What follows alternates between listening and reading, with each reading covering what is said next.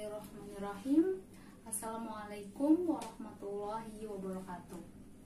Selamat pagi adik-adik. Gimana kabarnya hari ini? Alhamdulillah. Semoga kita dalam keadaan sehat walafiat dan berada di lindungan Allah Subhanahu wa Ta'ala. Amin amin ya rabbal alamin. Kakak hari ini senang sekali bisa berada di ruangan ini bersama adik-adik untuk melakukan suatu kegiatan yang insya Allah bermanfaat untuk kita semua. Ya. Tak lupa kita memperkenalkan diri ya. Mungkin kakak memperkenalkan diri terlebih dahulu. Perkenalkan, nama kakak Siti Aminah, biasa dipanggil Kak Siti.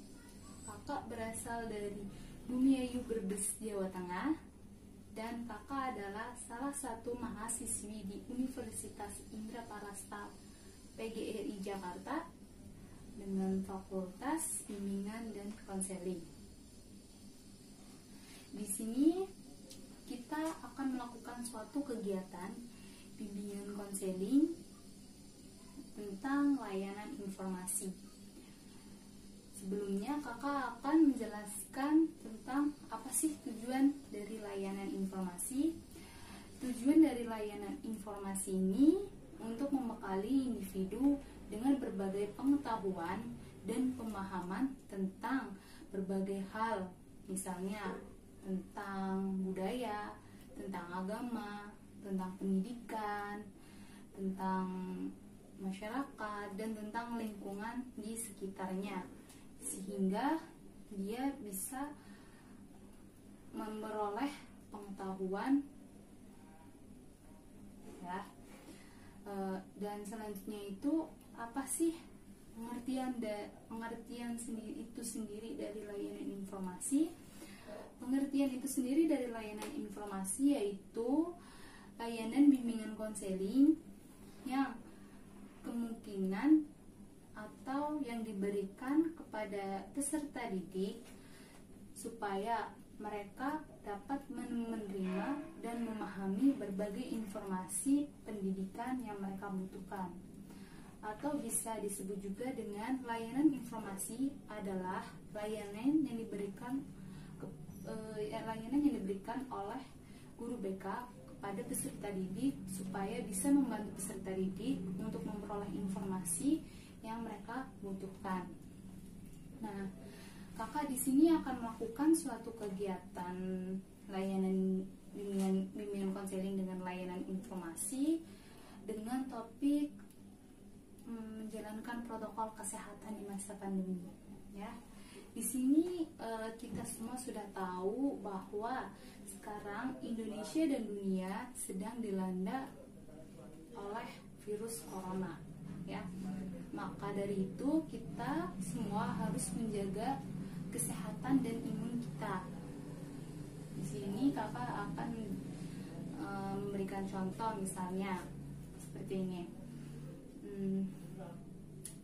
Si A itu sudah diberitahu oleh gurunya jika dia sedang berada di luar rumah atau dia mau bepergian dari luar rumah, maka dia harus melakukan atau menjalankan protokol kesehatan. Misalnya seperti memakai masker, mencuci tangan, memakai hand sanitizer, menjaga jarak, menghindari kerumunan, ya. Jadi ketika si A ini keluar rumah, dia sudah menjalankan protokol kesehatan. Nah, sedangkan si B ini belum diberitahu oleh gurunya jika keluar rumah itu harus menjalankan protokol kesehatan. Maka ketika si B keluar rumah, dia tidak melakukan protokol kesehatan.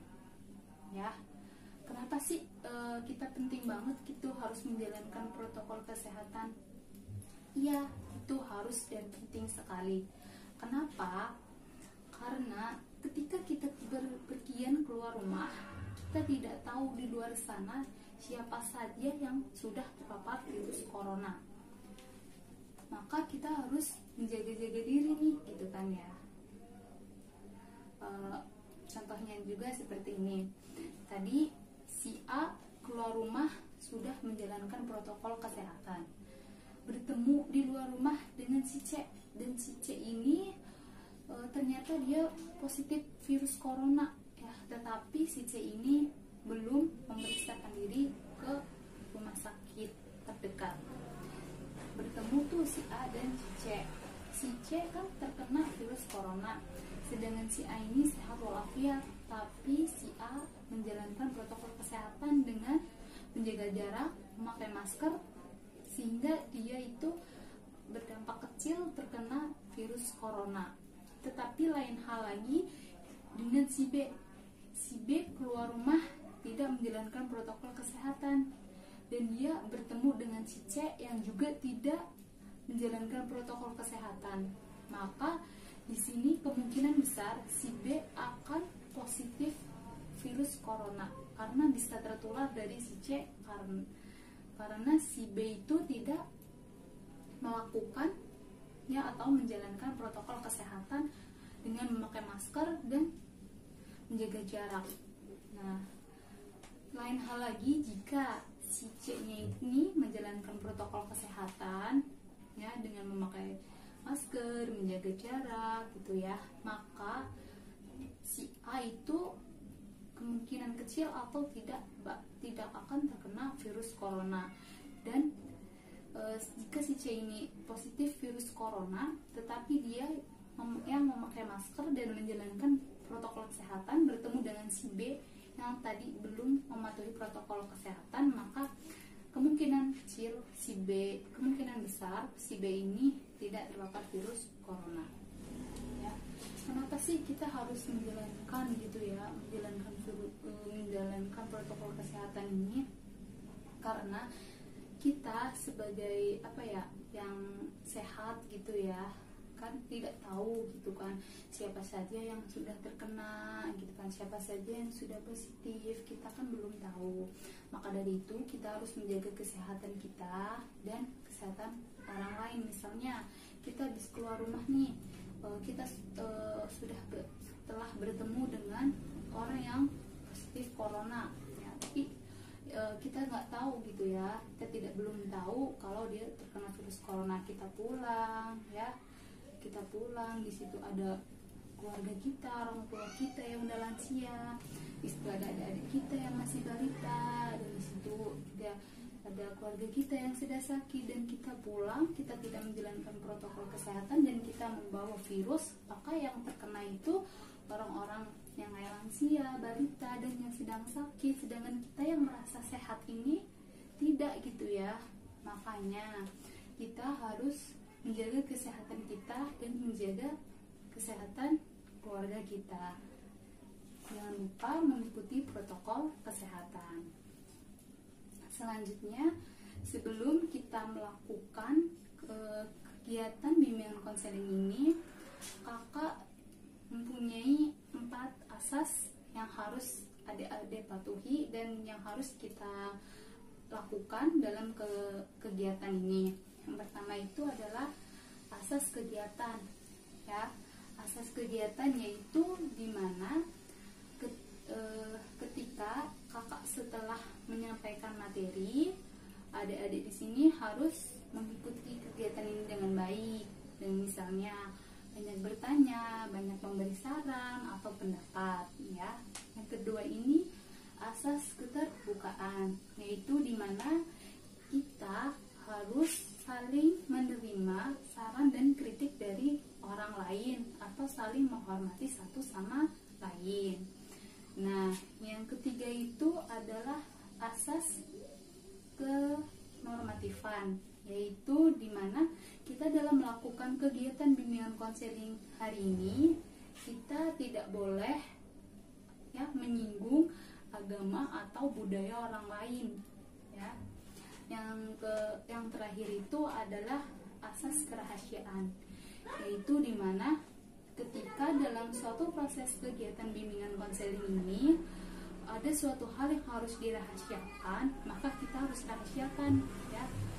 Misalnya contohnya gini, dalam kegiatan bimbingan konseling hari ini ada suatu yang harus dirahasiakan nih gitu ya, maka kakak minta adik-adik setelah selesai pada kegiatan bimbingan konseling hari ini, ya, pada di luar sana adik-adik tidak memberitahukan rahasia ini kepada kelas lain atau orang-orang lain, ya. Jadi kita harus bisa menjaga kerahasiaan yang ada pada proses kegiatan ini.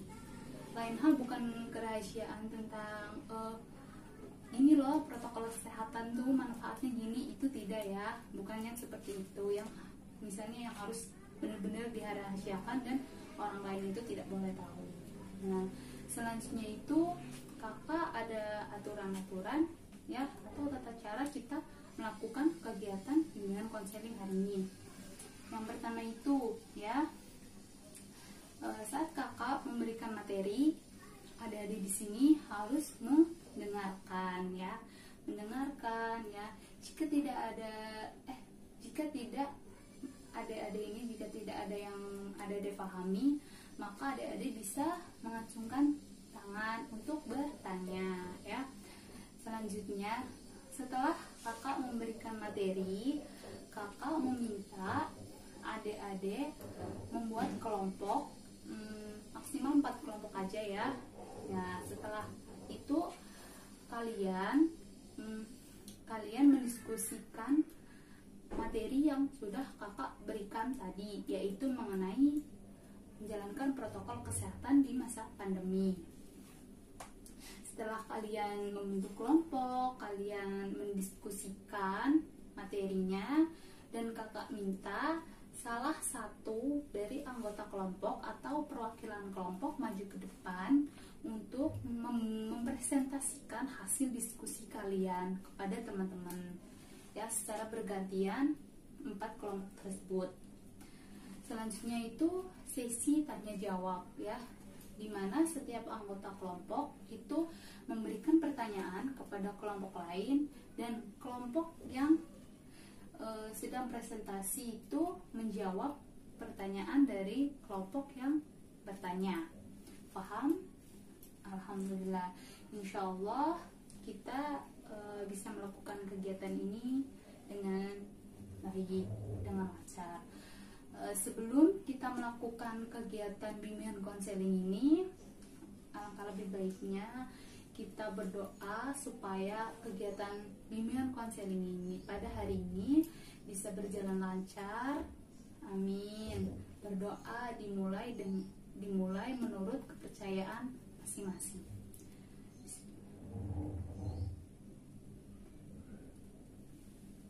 Baik, berdoa selesai. Baik adik-adik, kita lanjut pada topik yang sudah tadi kakak singgung di awal, yaitu tentang mematuhi protokol kesehatan di masa pandemi ini.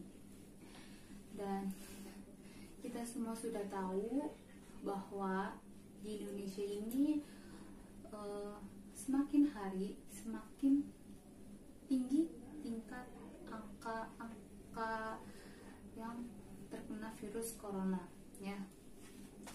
Banyak sekali sekarang di Indonesia itu daerah-daerah yang sudah zona merah, ya. Maka dari itu kita harus waspada dan tetap menjaga kesehatan tubuh kita. Nah, sebelum lanjut, kakak ingin menjelaskan tentang apa sih gitu, ya, protokol kesehatan itu. Ada yang tahu? Nah, di sini kita akan menjelaskan protokol kesehatan adalah aturan-aturan yang diberikan oleh pemerintah yang harus dijalankan oleh semua masyarakat dan semua pihak yang ada di Indonesia, sehingga mereka bisa melakukan aktivitas di luar rumah dengan nyaman, tetapi kemungkinan kecil bisa terhindar dari virus corona. Itu pengertian dari protokol kesehatan. Nah, apa sih Kak tujuan dari protokol kesehatan ini? Tujuan dari protokol kesehatan ini yaitu bisa membantu masyarakat untuk tetap bisa melakukan kegiatan di luar rumah, aktivitas di luar rumah seperti bekerja, ya, pergi ke pasar dan lain-lain, tetapi di mereka itu kemungkinan besar tidak terkena virus corona, ya. Itu tujuan dari protokol kesehatan. Nah, Kak, virus corona itu apa sih gitu ya? Virus corona itu virus yang berasal dari China, Wuhan, ya, dan sekarang sudah masuk ke Indonesia. Ciri-ciri dari kita terpapar virus corona ini yaitu kita letih, lesu, batuk, pilek, demam, ya, terus diare, dan pada sekarang ini sudah ditemukan juga gejala-gejala yang terkena virus corona, yaitu ada hilangnya indera perasa dan indera penciuman. Nah,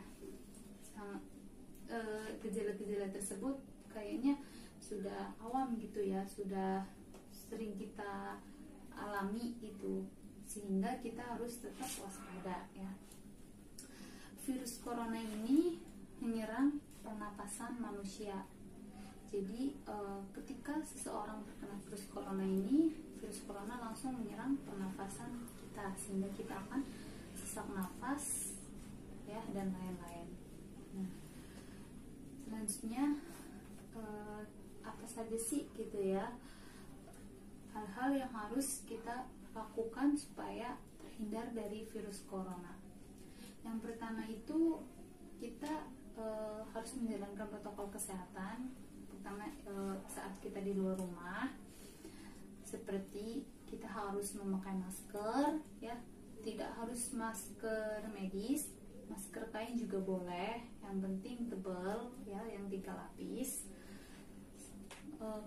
Memakai masker itu bukan hanya untuk kita orang dewasa, tetapi untuk lansia dan anak-anak juga itu harus wajib memakai masker. Nah, yang kedua itu kita harus sering mencuci tangan dengan air mengalir, karena dengan kita mencuci tangan, kuman-kuman atau virus-virus yang ada di tangan kita akan ikut hanyut oleh sabun dan air yang mengalir. Yang kedua itu kita harus sering-sering memakai hand sanitizer. Jadi ketika kita keluar rumah, kita harus bawa tuh di tas kita, ya, membawa hand sanitizer gitu, supaya kita bisa sering menggunakannya, sehingga membuat virus dan kuman yang di tangan kita itu mati, ya. Selanjutnya itu kita harus menjaga jarak gitu. Menjaga jarak saat apa? Menjaga jarak saat kita berada di tempat umum, seperti kita sedang mengantri, ya. Kita harus tetap jaga jarak, yaitu minimal 1-2 meter. Bukan hanya di tempat kita mengantri di tempat umum, saat kita makan, saat kita mengobrol dengan teman, saat di luar rumah, kita juga harus tetap menjaga jarak, ya. Selanjutnya itu menghindari kerumunan, ya. Saat kita berada di luar rumah, biasanya kerumunan itu terjadi pada pusat kayak rel kereta, transportasi umum gitu, ya. Itu biasanya terjadi kerumunan. Maka kita harus menghindari kerumunan tersebut gitu, ya. Kita tidak boleh ikut berkerumun, ya, karena kita tidak tahu kalau salah satu dari orang yang berkerumun tersebut ada yang terinfeksi virus corona. Selanjutnya kita harus menjaga etika kita ketika bersin. Misalnya kita sedang bersin di rumah atau di luar rumah nih, kan kita tidak tahu kalau kita terkena virus atau tidak gitu kan, sehingga kita harus menjaga kesehatan kita dan kesehatan orang lain. Ketika bersin, biasanya kita bersin seperti ini, ya, atau membiarkan kita bersin tidak tertutup hashim gitu kan, ya. Jadi kan itu air liur kita kan keluar kan. Nah, itu tidak boleh, karena air liur itu bisa juga mengandung virus corona jikalau kita yang bersin itu terkena virus corona.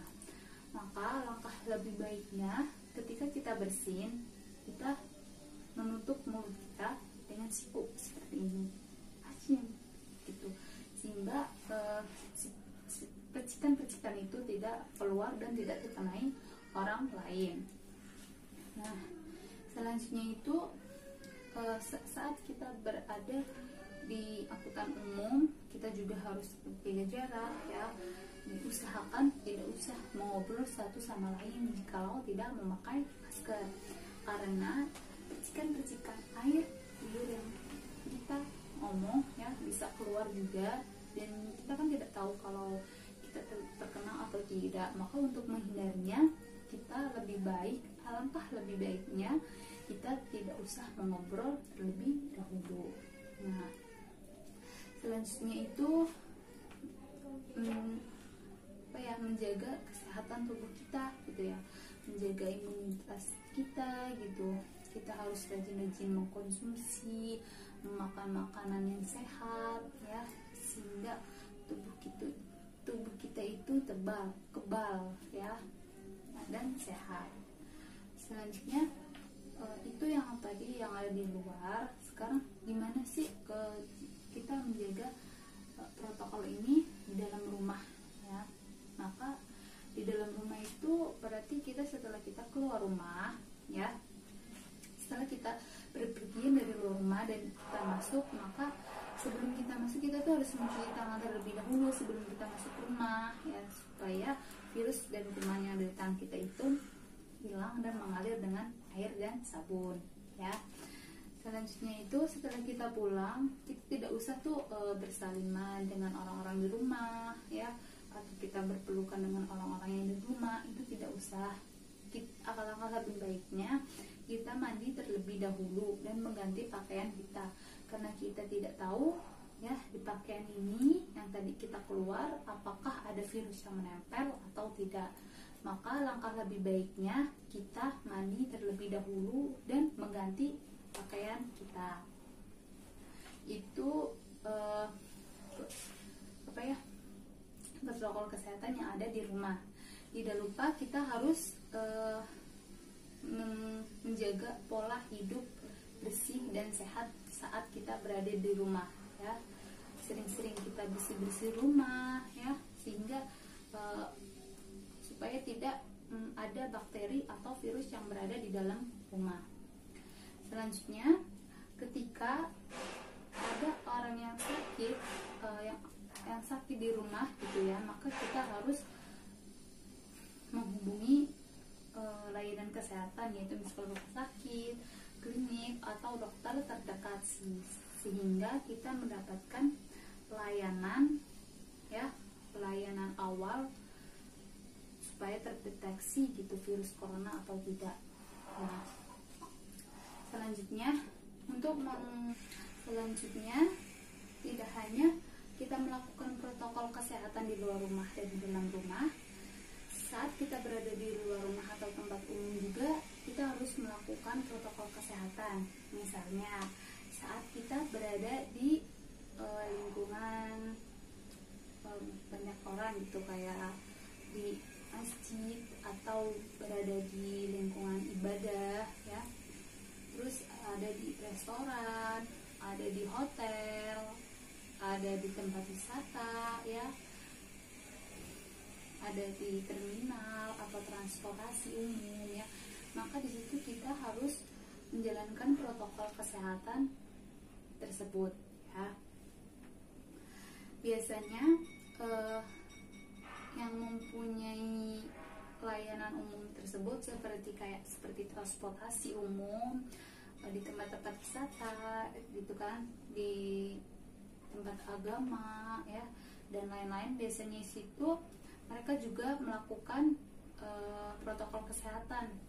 Nah, contohnya itu seperti biasanya di depan-depan pintu gerbang sebelum kita boleh masuk, biasanya kita tuh disediakan tempat cuci tangan di depan. Maka kita harus cuci tangan terlebih dahulu ya. Sebelumnya, setelah kita masuk, biasanya itu kita dicek suhu ya, apakah suhu kita normal atau tidak.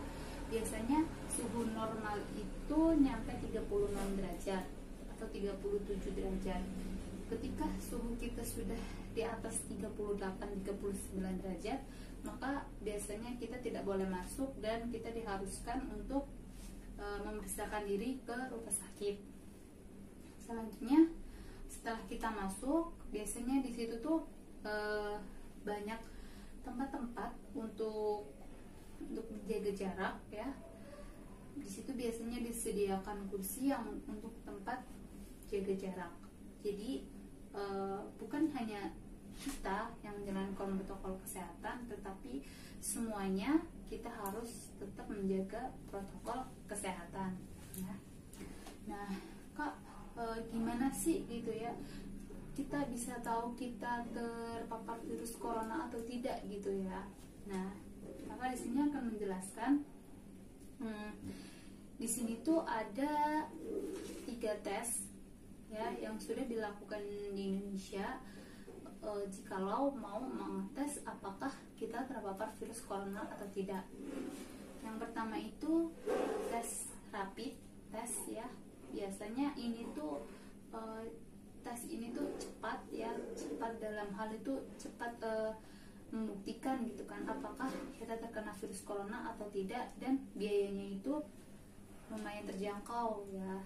Jadi banyak masyarakat yang memilih untuk memakai cara dengan rapid test. Selanjutnya itu ada tes antibody ya. Tes ini tuh biasanya dilakukan oleh kita dan oleh rumah sakit, itu kita memeriksa antibody ya. Tes ini tuh bisa dilihat dalam waktu 14 hari ya. Selanjutnya itu ada tes molekul atau tes RNA ya. Tes swab atau tes swab. Tes swab ini yaitu kita diambil lendir dari mulut dan hidung dan dites apakah di situ ada RNA atau DNA dari virus corona atau tidak. Jika ada, berarti kita terpapar virus corona. Tetapi dengan tes swab ini harganya lumayan lebih tinggi ya daripada tes-tes yang sebelumnya. Nah, selanjutnya Kak, misalnya Kak ada vaksin atau tidak sih Kak gitu ya. Alhamdulillah sekarang di Indonesia sudah terdapat vaksin virus corona ya, dan akan dibagikan gratis oleh pemerintah. Dan jangan khawatir, presiden kita juga sudah memvaksin terlebih dahulu. Jadi kita tidak usah khawatir ya apakah vaksin itu baik atau tidak. Kita berdoa saja semoga vaksin ini bisa membantu mengurangi angka positif virus corona. Selanjutnya, Kak, gimana sih kita menjalankan protokol kesehatan ini saat kita berada di sekolahan gitu kan? Nah, saat kita berada di sekolahan, sama gitu kan, kita memakai masker, menjaga jarak, mencuci tangan, dan menghindari kerumunan. Dan jika kalian lebih baik tuh membawa bekal sendiri dari rumah ya, sehingga kemungkinan besar tuh tidak terkena virus corona. Selanjutnya kita juga membawa alat ibadah kita sendiri di rumah sehingga kita tidak bergantian dengan orang lain, kan insya Allah itu lebih aman ya. Selanjutnya itu Kak, gimana sih gitu ya, apa saja sih gitu dampak dari corona ini? Dampak dari corona ini sangat banyak ya. Misalnya banyak juga yang di PHK, banyak sekolah yang diliburin ya, dan lain-lain. Jadi ayo kita bersama-sama untuk menekan lebih rendah angka atau tingkat yang terpapar terpapar virus corona ya. Jadi ayolah kita sama-sama menjalankan protokol kesehatan ini ya, dan menyuntikkan vaksin yang sudah diberikan oleh pemerintah ya. Jaga kesehatan kita, jaga kesehatan keluarga kita ya, jaga orang-orang yang ada di sekitar kita,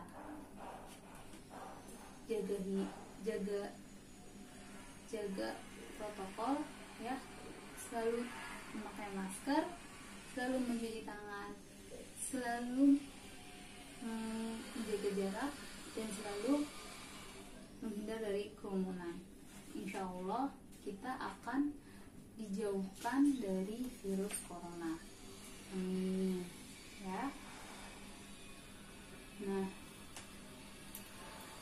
kak ada tuh kan yang sekolah masuk itu gimana ya kak gitu ya. Itu waktu tahun lalu ada sekolah yang masuk, tapi sekarang sekolah tidak diperbolehkan untuk masuk sekolah kan. Kita tetap bersekolah di rumah ya, karena dikhawatirkan itu akan meningkat lagi angka dari yang positif corona tersebut, sehingga pemerintah melakukan pemberhentian sekolah. Jadi sekolahnya tuh tetap di rumah ya, bisa melalui aplikasi WhatsApp, bisa melalui Zoom ya, dan juga bisa kita tuh guru itu datang ke rumah siswa gitu ya, dan kita diberikan tugas oleh guru gitu, memberikan materi oleh guru. Biasanya sekolah online tuh seperti itu ya. Jadi kalian yang sekolah online tetap semangat ya, tetap jaga kesehatan, tetap atuhi protokol kesehatan ya. Semoga kita semua terhindar dari virus corona ini. Amin. Dan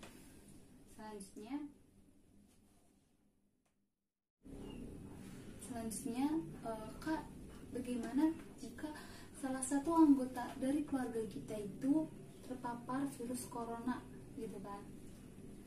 Yang pertama yang harus kita lakukan yaitu melaporkan diri kepada ketua RT atau RW daerah ya, atau kita bisa melaporkan kepada Satgas pencegahan COVID-19 atau puskesmas terdekat ya.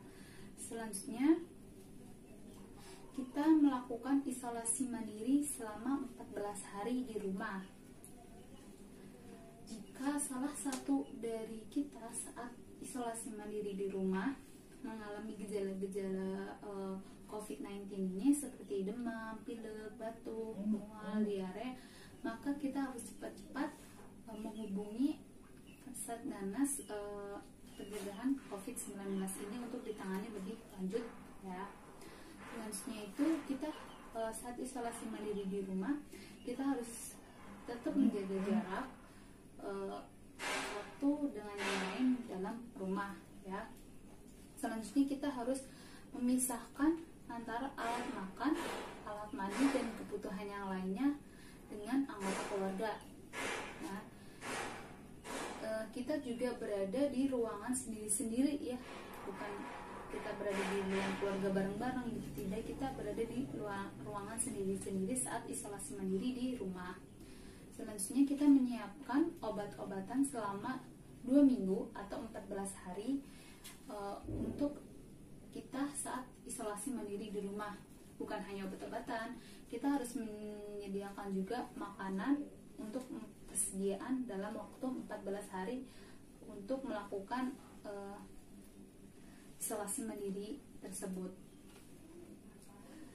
Makanan-makanannya juga harus yang bergizi ya, sehingga kita tetap sehat.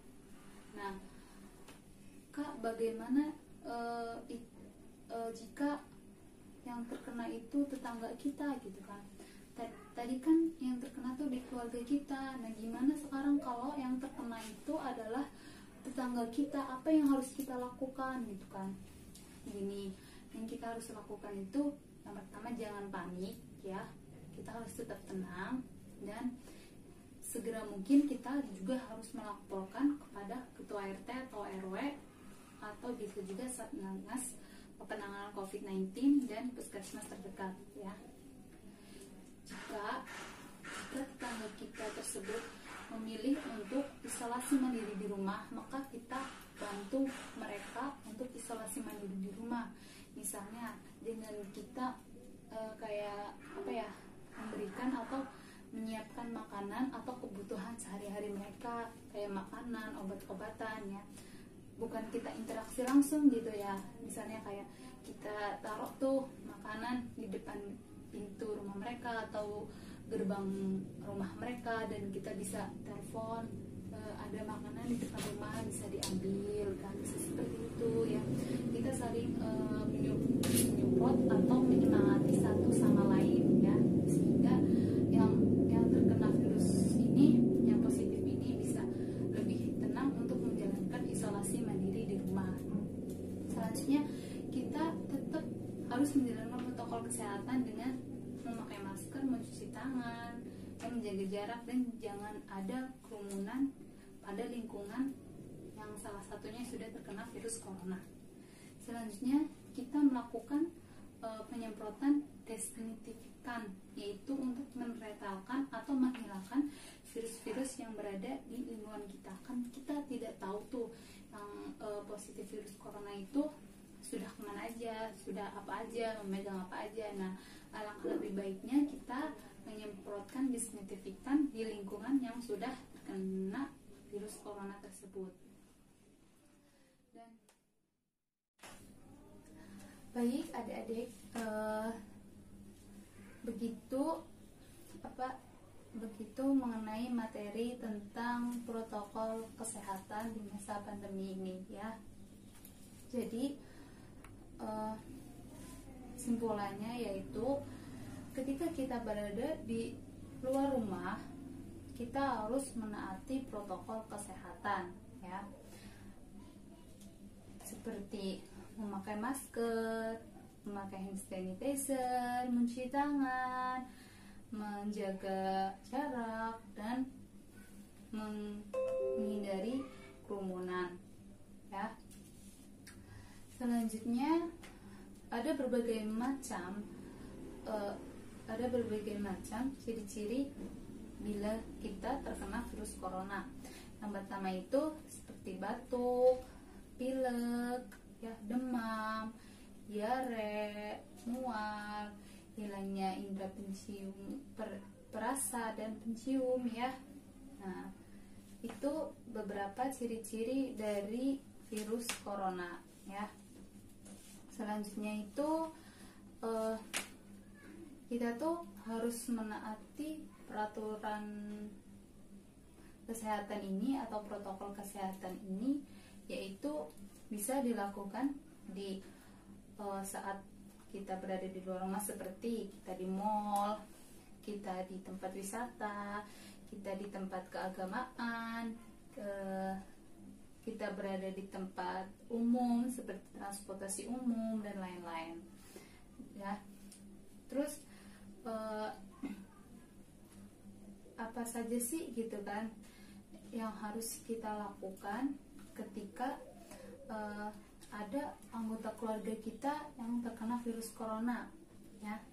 Yang pertama, kita harus melaporkan kepada ketua RT atau RW setempat atau yang menangani COVID-19 ini ya. Selanjutnya kita melakukan isolasi mandiri di rumah ya.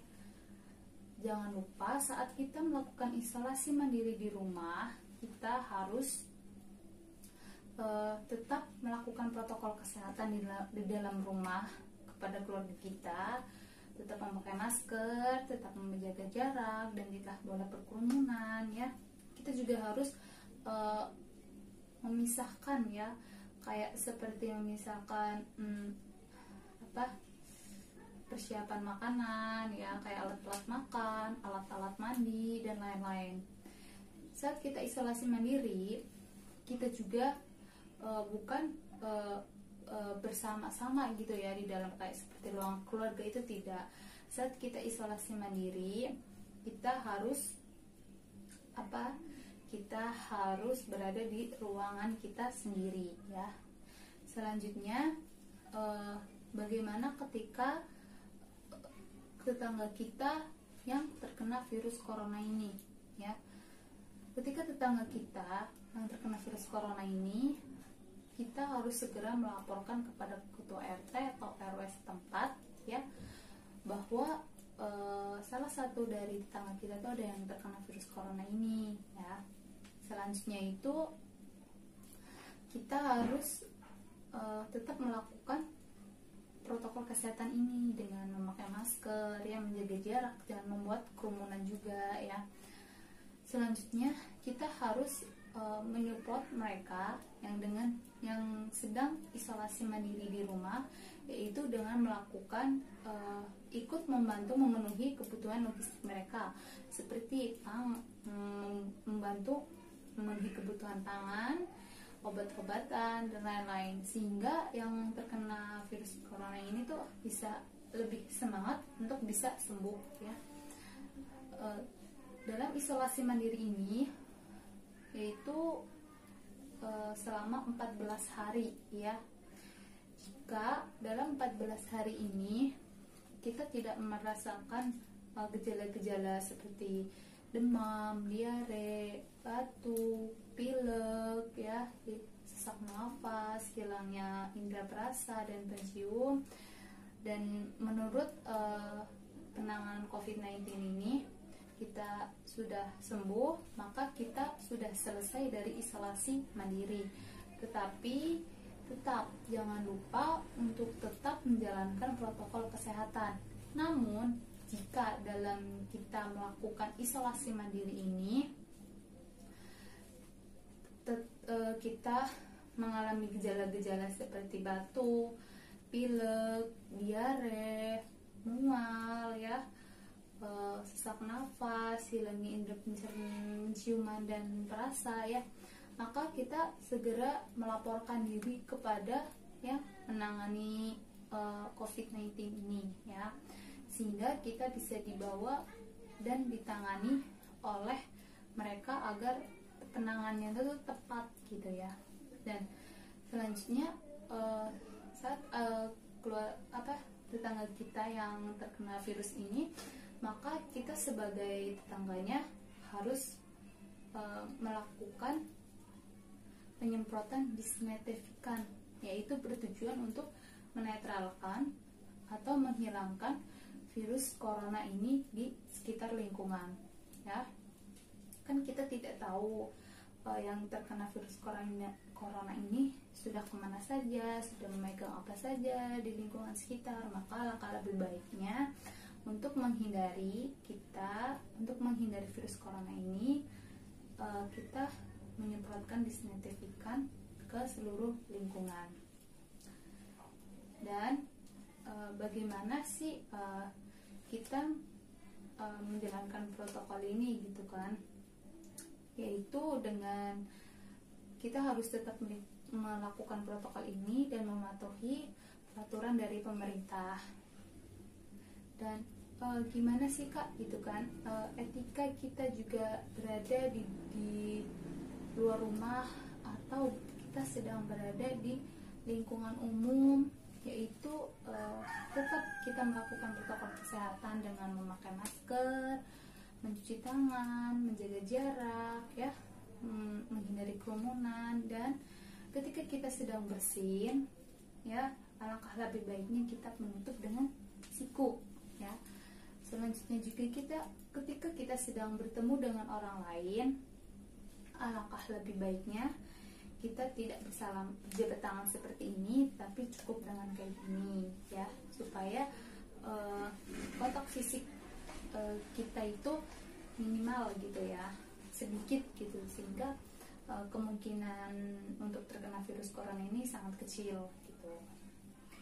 Selanjutnya tetap menjaga kesehatan kita, menjaga imunitas tubuh kita, yaitu dengan memakan makanan yang sehat dan bergizi ya, selalu berolahraga ya, menjaga kebersihan rumah dan lingkungan. Demikian ringkasan dari materi yang kakak bawakan, yang kakak jelaskan tentang menjalankan protokol kesehatan di masa pandemi ini.